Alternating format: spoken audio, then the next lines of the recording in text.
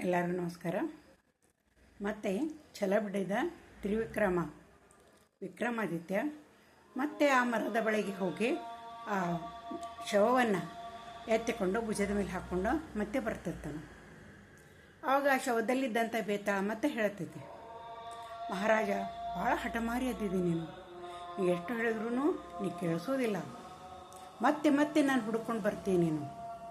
ಇರಲಿ, ಮತ್ತೊಂದು ಕಥೆಯನ್ನು ಹೇಳ್ತೀನಿ, ಕೇಳ್ಕೊಂತ ಮುಂದೆ ಸಾಗು ಅಂತಂದು ಹೇಳಿ ಅದು ಕಥೆಯನ್ನು ಹೇಳೋದಕ್ಕೆ ಪ್ರಾರಂಭ ಮಾಡ್ತೈತಿ.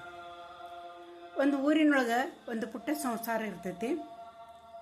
ಆನಂತರ ಅಲ್ಲಿ ಏನಾಗ್ತೈತಿ ಅಂತಂದ್ರೆ, ಭಾಗ್ಯವತಿ ಅನ್ನುವಂಥ ಹೆಣ್ಣು ಮಗಳಿಗೆ ಒಬ್ಬಕ್ಕೆ ಧನವತಿ ಅನ್ನುವಂಥ ಮಗಳಿರ್ತಾಳೆ.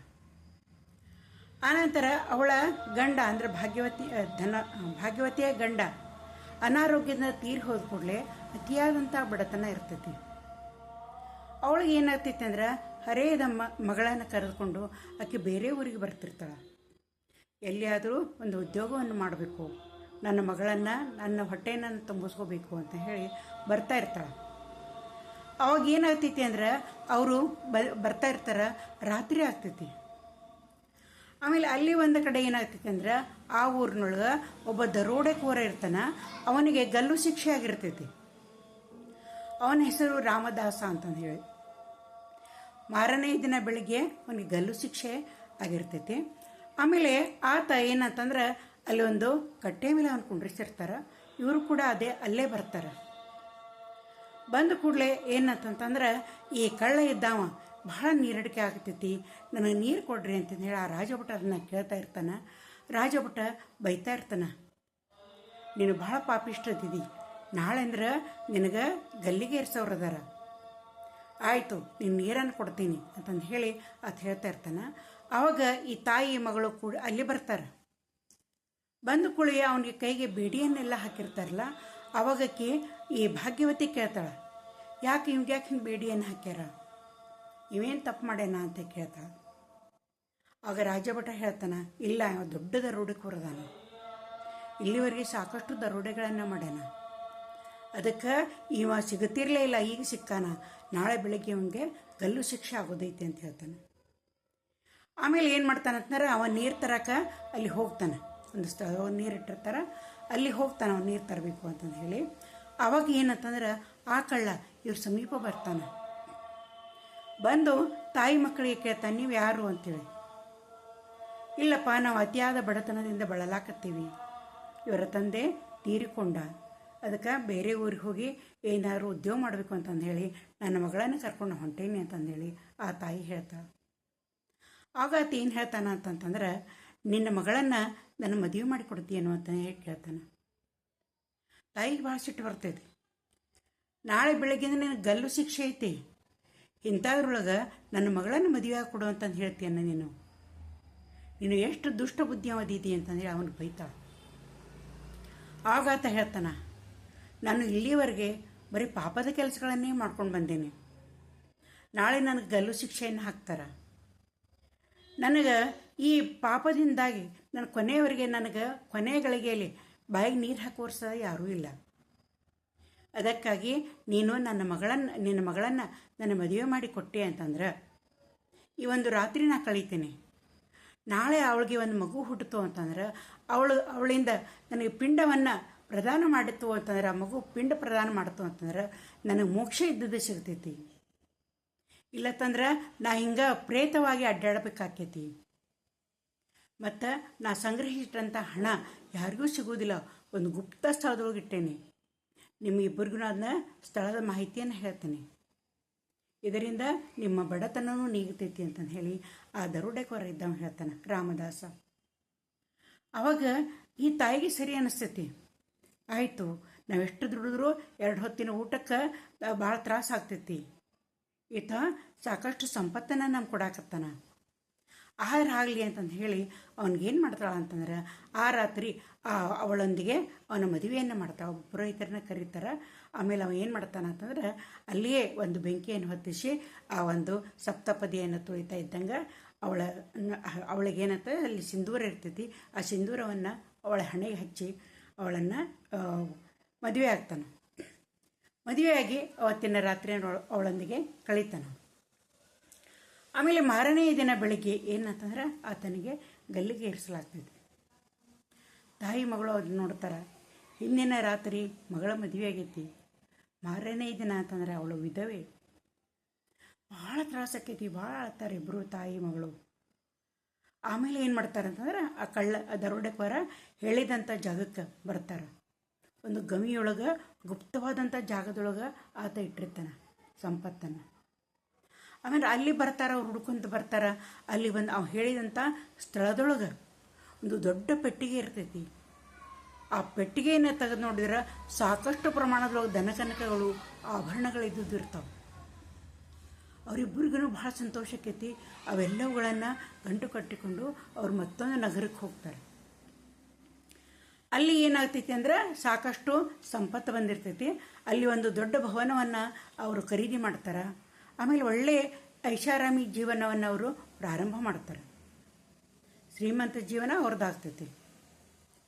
ಆವಾಗ ನೆರೆಹೊರೆಯ ಮಂದಿ ಏನಂತಂದ್ರೆ ಆ ಒಂದು ಭಾಗ್ಯವತಿ ಕೇಳ್ತಾ ಇರ್ತೈತಿ, ನಿನ್ನ ಮಗಳು ಧನವತಿ ಪ್ರಾಯದವಳದಾಳ, ಅವಳಿಗೆ ಗಂಡನ್ನು ಹುಡುಕಿ ನೀ ಮದುವೆ ಮಾಡಬಾರ್ದೇನು ಅಂತಂದು ಹೇಳಿ ಹೇಳ್ತಾ ಇರ್ತಾರೆ. ಆ ಹೊತ್ತಿನೊಳಗೆ ಈ ಒಂದು ಸುದ್ದಿಯನ್ನು, ಇವರ ಮನೆಯ ಎಲ್ಲ ವಾರ್ತೆಯನ್ನು ಒಬ್ಬ ಕಳ್ಳ ಗಮನಿಸ್ತಾ ಇರ್ತಾನೆ. ಭೀಮ ಅನ್ನುವಂಥ ದೊಡ್ಡ ಕಳ್ಳ ಅವನಿವರ ಮನೆಯ ಬಗ್ಗೆ ಎಲ್ಲ ತಿಳ್ಕೊತಾನೆ. ಬಹಳ ಸಂಪತ್ತೈತಿ. ತಾಯಿ ಮಗಳು ಇಬ್ಬರೇ ಅದಾರ. ಮಗಳಿಗೆ ವರನನ್ನು ನೋಡಕತ್ತಾಳಕ್ಕಿ. ನಾನಾ ವರಾಗಿ ಹೋಗಬೇಕು, ಇವ್ರನ್ನ ದೋಚ್ಕೋಬೇಕು ಅಂತಂದು ಹೇಳಿ ಆತ ಏನು ಮಾಡ್ತಾನೆ ಅಂತಂದ್ರೆ ಒಬ್ಬ ದೊಡ್ಡ ವ್ಯಾಪಾರಿಗತ್ತಲೆ ವೇಷವನ್ನು ಹಾಕ್ಕೊಂಡು ಬರ್ತಾನೆ. ಅವ್ರ ಮನೆಗೆ ಬರ್ತಾನೆ. ಬಂದು ಒಂದು ನಗರದಲ್ಲಿ ನಾನು ಒಂದು ದೊಡ್ಡ ವ್ಯಾಪಾರಿ ಅದೇನೆ, ನಂದು ಸಾಕಷ್ಟು ವಹಿವಾಟು ಐತಿ, ಸಾಕಷ್ಟು ಧನವನ್ನು ನಾನು ಸಂಪಾದನೆ ಮಾಡೀನಿ. ಅದಕ್ಕೆ ನಿಮ್ಮ ಮಗಳನ್ನು ನೀವು ಒಪ್ಪೋದಾದ್ರೆ ನನ್ನ ಮದುವೆ ಮಾಡಿಕೊಡ್ರಿ ಅಂತ ಕೇಳ್ತಾನೆ. ಆವಾಗ ಆ ತಾಯಿಗೆ ಭಾಳ ಬಡತನದಿಂದನೋ ಏನೋ ಸಂಪತ್ತು ಭಾಳ ಐತೆ ಅಂದ್ಕೊಳ್ಳೆ ಆಸೆ ಭಾಳ ಮಾಡ್ತಾಳಕ್ಕೆ. ಆಮೇಲೆ ಮಗಳ ಏನಂತ ಅಂತಂದ್ರೆ ಬೇಡ, ಅವ್ರ ಬಗ್ಗೆ ವಿಚಾರ ಮಾಡು ಅಂತ ಅಂದ್ಕೊಳ್ಳೆ, ಇಲ್ಲ ತಗೋ ಸಾಕಷ್ಟು ಸಂಪತ್ತೈತಿ, ಅವನನ್ನು ನಾವು ಮನೆ ಎಳೆಯನ್ನಾಗಿ ಮಾಡ್ಕೊಳ್ಳೋಣ, ನಮ್ಮ ಮನೆಗೂ ಒಂದು ಗಂಡು ದಿಕ್ಕಾಕೈತಿ ಅಂತಂದು ಹೇಳಿ ಏನು ಮಾಡ್ತಾಳೆ ಅಂತಂದ್ರೆ ಆ ಕಳ್ಳನೊಂದಿಗೆ ಅವಳ ಮದುವೆಯನ್ನು ಮಾಡಿ ಮುಗಿಸ್ತಾಳೆ. ಕೆಲವು ದಿನ ಕಳ್ಳ ಅವರ ಮನೆಯೊಳಗೆ ಇರ್ತಾನೆ. ಒಂದು ಸಲ ಏನಕ್ಕೈತಿ ಅಂದ್ರೆ ಆ ತಾಯಿಯ ಮಗಳ ಮೈ ಮೇಲಿನ ರಾತ್ರಿ ನಿದ್ದೆ ಹತ್ತಿರ್ತೈತಿ. ಅವರೆಲ್ಲ ಮೈ ಮೇಲಿನ ಆಭರಣಗಳನ್ನು ದೋಚ್ಕೊತಾನೆ. ಆ ನಂತರ ಅವ್ರು ಎಲ್ಲಿ ಇಟ್ಟಿರ್ತಾರಲ್ಲ ಆ ಗುಪ್ತ ಸ್ಥಳವನ್ನು ನೋಡ್ಕೊಂಡಿರ್ತಾನವ. ಆ ಸ್ಥಳಕ್ಕೆ ಹೋಗಿ ಒಂದು ಭದ್ರವಾದಂಥ ಪೆಟ್ಟಿಗೆಯೊಳಗೆ ಇಟ್ಟಿರ್ತಾರೆ.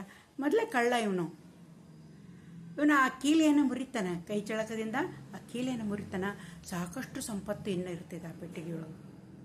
ಅದೆಲ್ಲವನ್ನು ತಗೋತಾನೆ. ತಗೊಂಡು ಏನು ಮಾಡ್ತಾನಂದ್ರೆ ಮಧ್ಯರಾತ್ರಿ ಒಳಗೆ ಹೋಗಿಬಿಡ್ತಾನೆ ಅವನು. ಆಮೇಲೆ ಬೆಳಗ್ಗೆ ಎದ್ದು ತಾಯಿ ಮಗಳು ನೋಡ್ತಾರ, ಇರುವುದೇ ಇಲ್ಲಮ್ಮ. ಆಘಾತಕ್ಕೈತೆ ಅವ್ರಿಗೆ. ಅವ ಮಗಳಂತಾಳ, ಬಹಳ ಕೀ ಅಳತಾಳ, ಒಬ್ಬ ದರೋಡೆಕೋರ ನನ್ನನ್ನು ಮದುವೆ ಆದ, ತನ್ನೆಲ್ಲ ಸಂಪತ್ತನ್ನು ಕೊಟ್ಟು ಹೋದ, ಒಬ್ಬ ಕಳ್ಳ ನಾವು ಮೋಸ ಹೋದ್ವಿ, ಇವ ನನ್ನ ಸಂಪತ್ತನ್ನೆಲ್ಲ ದೋಚಿಕೊಂಡು ಹೋದ ಅಂತಂದು ಹೇಳಿ ಮಗಳ ಬಹಳ ಅಳ್ತಾಳ. ಇನ್ನು ತಾಯಿ ಏನಂತ ಬಹಳ ಆಘಾತ ಆಗಿ ಆಕೆ ಅಲ್ಲೇನ ಹೃದಯ ಸ್ತಂಭನವಾಗಿ ಮರಣ ಹೊಂದ್ಬಿಡ್ತಾಳೆ. ಆವಾಗ ಏನಾಗ್ತೈತಿ ಅಂತಂದ್ರೆ ಮುಂದೆ ಆ ಮಗಳು ಆಕೆ ಗರ್ಭವತಿಯಾಗಿರ್ತಾಳ. ಆಕೆ ಇನ್ನು ಒಬ್ಬಾಕಿ ನನ್ನ ಉಳಿದ್ಲಿಲ್ಲ, ಬೇರೆ ಊರಿಗೆ ಹೋಗ್ಬಿಡ್ತಾಳೆ. ಆಕೆ ಆ ಊರಿನಲ್ಲಿ ಇರೋದು ಬೇಡ ಅಂಥೇಳಿ. ಅವಳಿಗೆ ಒಂದು ಗಂಡು ಮಗು ಹುಡ್ತೈತಿ. ಆ ಮಗುವನ್ನು ಬೆಳೆಸಿ ಅಲ್ಲಿ ಅವ್ರವ್ರ ಮನೆಯಲ್ಲಿ ಆಕೆ ಏನಂತ ಕೆಲಸವನ್ನು ಮಾಡ್ತಾ ಆ ಮಗನನ್ನು ಬೆಳೆಸ್ತಾಳೆ. ಆ ಮಗ ಸ್ವಲ್ಪ ದೊಡ್ಡವನಾಗ್ಕೊಳ್ಳೆ ಅವಾಗ ಆಕೆ ಏನು ಅನ್ನಿಸ್ತೈತಿ ಅಂದರೆ ಒಂದು ನಗರಕ್ಕೆ ಹೋಗೋಣ, ಅಲ್ಲಿ ಒಂದು ಪಾಟಲಿಪುತ್ರ ಅನ್ನುವಂಥ ಒಂದು ರಾಜ್ಯ ಇರ್ತೈತಿ. ಆ ರಾಜ ಭದ್ರಸೇನ, ಅವನ ರಾಜ್ಯಕ್ಕೆ ನಾವು ಹೋಗೋಣ, ನನ್ನ ಮಗನಿಗೆ ರಾಜನ ಆಸ್ಥಾನದೊಳಗೆ ಏನಾರ ಒಂದು ಸೇವಕರ ಕೆಲಸ ಸಿಕ್ಕರೂ ಸಾಕು ಅಂತಂದು ಹೇಳಿ ವಿಚಾರ ಮಾಡಿ ಮಗನನ್ನು ಕರ್ಕೊಂಡು ಆಕೆ ಪಾಟಲಿಪುತ್ರದ ಕಡೆ ಬರ್ತಾಳೆ. ಅಲ್ಲಿ ಏನಾಗ್ತೈತಿ ಅಂತಂದ್ರೆ ಒಂದು ಉದ್ಯಾನವನದೊಳಗೆ ಅವ್ರು ಹಾದು ಬರಬೇಕಾದ್ರೆ ಈ ರಾಜನಿಗೆ ಭದ್ರಸೇನನಿಗೆ ಒಬ್ಬನೇ ಮಗ ಇರ್ತಾನೆ. ಅವನಿಗೆ ಒಂದು ದೊಡ್ಡ ಹೆಬ್ಬಾವು ಸುತ್ತ ಹಾಕೊಂಡ್ಬಿಟ್ಟಿರ್ತೈತಿ. ಅವಾಗ ಇವು ಏನು ಮಾಡ್ತಾನ ಅಂತಂದ್ರೆ ಈ ಹುಡುಗನ ತಡೆಯೋಕ್ಕಾಗೋದಿಲ್ಲ. ಈ ಧನವತಿಯ ಮಗನಿಗೆ ತಡೆಯೋಕ್ಕಾಗೋದಿಲ್ಲ. ಅವನು ಹೋಗಿ ಏನು ಮಾಡ್ತಾನಂದ್ರೆ ಆ ಹೆಬ್ಬಾವನ ಗಟ್ಟಿಯಾಗಿ ಹಿಡಿದು ಆ ರಾಜಕುಮಾರನಿಗೆ ಸುತ್ತಿದಂಥ ಹಾವನ್ನು ಬಿಡಿಸಿ ಮಾಡಿ ಅದನ್ನು ದೂರ ತೆಗಿತಾನ. ಆದರೆ ಅದು ಭಾಳ ಬಿಗಿಯಾಗಿ ಸುತ್ತಿರುವುದರಿಂದ ಆ ರಾಜಕುಮಾರ ಅಲ್ಲೇ ಮರಣವನ್ನು ಹೊಂದುತ್ತಾನೆ. ಇದನ್ನು ರಾಜ ಭದ್ರಸೇನ ಕೂಡ ನೋಡ್ತಾನೆ. ಆ ರಾಜಕುಮಾರನಿಗೆ ಆ ಸರ್ಪ ಹಿಡಿದೈತಿ ಅಂತ ಕೂಡ ಆತನು ಕೂಡ ಓಡಿ ಬಂದಿರ್ತಾನೆ. ಅವನ ಕಣ್ಣೆದುರಿಗೆ ಈ ಹುಡುಗ ಆ ಸರ್ಪವನ್ನು ಬಿಡಿಸ್ತಾ ಇರ್ತಾನೆ. ಮಗ ಸತ್ತು ಹೋದ್ಕೊಳ್ಳೆ ಆತನಿಗೆ ಭಾಳ ಕೆಟ್ಟ ಅನ್ನಿಸ್ತೈತಿ. ತನ್ನ ಮಗನನ್ನು ಬದುಕಿಸುವುದಕ್ಕಾಗಿ ಈ ಹುಡುಗ ಎಷ್ಟೊಂದು ಸಹಾಯ ಮಾಡಿದ್ನಲ್ಲ ಅಂತಂದು ಹೇಳಿ ಆ ಹುಡುಗನ ಮೇಲೆ ಅತ್ಯಂತ ಕರುಣೆ ಇದ್ದು ಉಂಟಾಗ್ತೈತಿ. ಅವರನ್ನು ವಿಚಾರ ಮಾಡ್ತಾನೋ, ನೀವು ಎಲ್ಲಿಯವರು ಏನು ಅಂತ ಕೂಡಲೇ ಅಕ್ಕಿ ತನ್ನ ಕಥೆಯನ್ನು ಹೇಳ್ತಾಳೆ. ಎಲ್ಲ ಹೇಳೋದಿಲ್ಲ, ನಾವು ಹಿಂಗೆ ನನ್ನ ಗಂಡ ತೀರ್ಕೊಂಡಾನ, ನನ್ನ ಮಗನನ್ನು ನಾನು ಇಲ್ಲಿ ಬಂದೀನಿ, ಏನಾದರೂ ಒಂದು ಉದ್ಯೋಗ ಕೊಡಿಸ್ಬೇಕು ಅಂತ ಬಂದೀನಿ ಅಂದ್ಕೊಳ್ಳಿ. ರಾಜ ಹೇಳ್ತಾನೆ, ನನಗೊಬ್ಬನೇ ಮಗ ಇದ್ದ, ಅವನು ತೀರಿ ಹೋದ. ಈಗ ನಿನ್ನ ಮಗ ನನ್ನ ಮಗನ ಜೀವನವನ್ನು ಕಾಪಾಡೋದಕ್ಕೆ ಎಷ್ಟೊಂದು ಸಾಹಸ ಪಟ್ಟ. ಅದಕ್ಕಾಗಿ ಇವನಿಗೆ ನಾವು ಒಳ್ಳೆಯ ವಿದ್ಯಾಭ್ಯಾಸವನ್ನು ಕೊಡಿಸ್ತೀನಿ, ಎಲ್ಲ ಶಸ್ತ್ರಾಸ್ತ್ರ ಅಭ್ಯಾಸಗಳನ್ನು ನಾನು ಮಾಡಿಸ್ತೀನಿ ಅಂತಂದು ಹೇಳಿ ಅವನಿಗೆಲ್ಲ ವ್ಯವಸ್ಥೆಯನ್ನು ಮಾಡ್ತಾನೆ. ಮತ್ತು ತನ್ನ ಮಗನಂತೆಯೇ ಅವನನ್ನು ನೋಡಿಕೊಳ್ಳುತ್ತಾನೆ. ಒಂದು ಸಲ ರಾಜನಿಗೆ ನಾನು ಮರಣಿಸ್ತೀನಿ ಅನ್ನುವಂಥದ್ದು ಒಂದು ಏನಂತ ಅವ್ನಿಗೆ ಅನ್ನಿಸ್ತೈತಿ, ನನ್ನ ಮರಣ ಸನ್ನಿಹಿತವಾಗೈತಿ ಅಂತೇಳಿ. ಆವಾಗ ಈ ಭಾಗ್ಯವತಿಯ ಮಗನನ್ನು ಅವನು ಕರೆದು ಏನು ಮಾಡಿ, ಧನವತಿಯ ಮಗನನ್ನು ಕರೆದು ಏನು ಮಾಡ್ತಾನೆ ಅಂತಂದ್ರೆ ತನ್ನ ಕಿರೀಟವನ್ನು ಅವನ ತಲೆ ಮೇಲೆ ಇಡ್ತಾನೆ. ನಿನಗೆಲ್ಲ ರೀತಿಯಾದಂಥ ಶಿಕ್ಷಣವನ್ನು ನಾನು ಕೊಡಿಸ್ತೀನಿ, ನನ್ನ ರಾಜ್ಯವನ್ನು ಕಾಪಾಡುವಂಥ ಭಾರ ನಿನ್ನದು ಅಂತ ಹೇಳಿ ಆತ ಮರಣ ಹೊಂದಿಬಿಡ್ತಾನೆ. ಆವಾಗ ಏನು ಮಾಡ್ತಾಳೆ ಅಂತಂದ್ರೆ ಈ ಒಂದು ಧನವತಿ ಅವರ ಪುಣ್ಯತಿಥಿಯನ್ನು ಮಾಡಬೇಕಲ್ಲ, ತಿಥಿಯನ್ನು ಮಾಡ್ತಾಳೆ. ತಿಥಿಯನ್ನು ಮಾಡಿ ಒಂದು ನದಿಯ ದಂಡೆ ಮೇಲೆ ಅವರೆಲ್ಲ ಈ ಒಂದು ತಿಥಿಯ ಎಲ್ಲ ಕಾರ್ಯಕ್ರಮಗಳೆಲ್ಲ ಮುಗಿಸ್ತಾರೆ. ಕೊನೆಗೆ ಪಿಂಡವನ್ನು ಕೊಡಬೇಕಲ್ಲ ಅಂತಂದು ಹೇಳಿ ಪಿಂಡವನ್ನು ಕೈಯಲ್ಲಿ ಹಿಡ್ಕೊಂಡು ಬರ್ತಾ ಇರ್ತಾಳೆ. ಮಗನನ್ನು ಕರ್ಕೊಂಡು ಬರ್ತಾಳೆ. ಆ ಪುರೋಹಿತರು ಕೂಡ ಬರ್ತಿರ್ತಾರೆ. ಇನ್ನು ಪಿಂಡವನ್ನು ಕೊಡಬೇಕು ಅನ್ನೋದ್ರೊಳಗೆ ಆ ನದಿಯೊಳಗಿನ 3 ಕೈಗಳು ಮೇಲೆ ಎತ್ತತಾವೆ.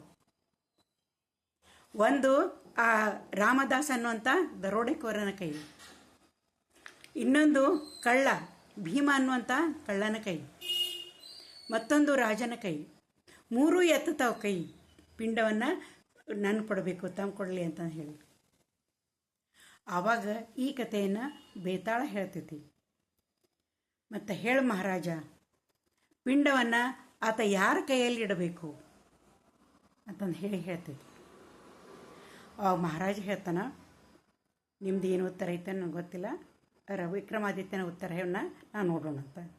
ಮಹಾರಾಜ ಹೇಳ್ತಾನೆ, ಆ ಪಿಂಡವನ್ನು ದರೋಡೆಕೋರ ಇದ್ದನಲ್ಲ ಆ ರಾಮದಾಸ ಅವನ ಕೈಯಲ್ಲಿನ ಇಡಬೇಕು ಅಂತಂದು ಹೇಳಿ ಹೇಳ್ತಾನೆ.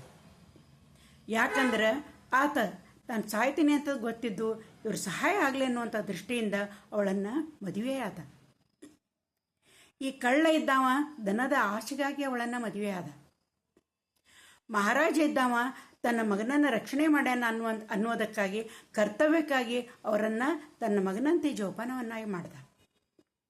ಆದರೆ ಈಗ ಇದರೊಳಗೆ ಎಲ್ಲದಕ್ಕಿಂತ ಹೆಚ್ಚಿನ ಒಂದು ಪ್ರಾಮುಖ್ಯತೆ ಅಂತಂದ್ರೆ ಆ ದರೋಡೆಕೋರನದು. ನಿಜವಾಗಿ ಅಗ್ನಿ ಸಾಕ್ಷಿಯಾಗಿ ಅವಳನ್ನು ಮದುವೆ ಆದವನು ಅಂತಂದ್ರೆ ಆ ರಾಮದಾಸ, ಅವನಿಗೆ ಆ ಪಿಂಡ ಸಲ್ಲಬೇಕು ಅಂತಂದು ಹೇಳಿ ಆತ ಹೇಳ್ತಾನೆ. ಆವಾಗ ಬೇತಾಳ ಸರಿಯಾದಂಥ ಉತ್ತರವನ್ನು ಹೇಳಿದೆ ಅಂತಂದು ಹೇಳಿ ಆ ಮೌನವನ್ನು ಮುರಿದಿ ಅಂತಂದು ಹೇಳಿ ಮತ್ತೆ ಹೋಗ್ತೈತಿ. ಮತ್ತೆ ವಿಕ್ರಮಾದಿತ್ಯ ಅದರ ಬೆನ್ನನ್ನು ಹತ್ತುತ್ತಾ ಇರ್ತಾನೆ. ಇಲ್ಲಿಗೆ ಈ ಕತೆ ಮುಗಿತೈತಿ.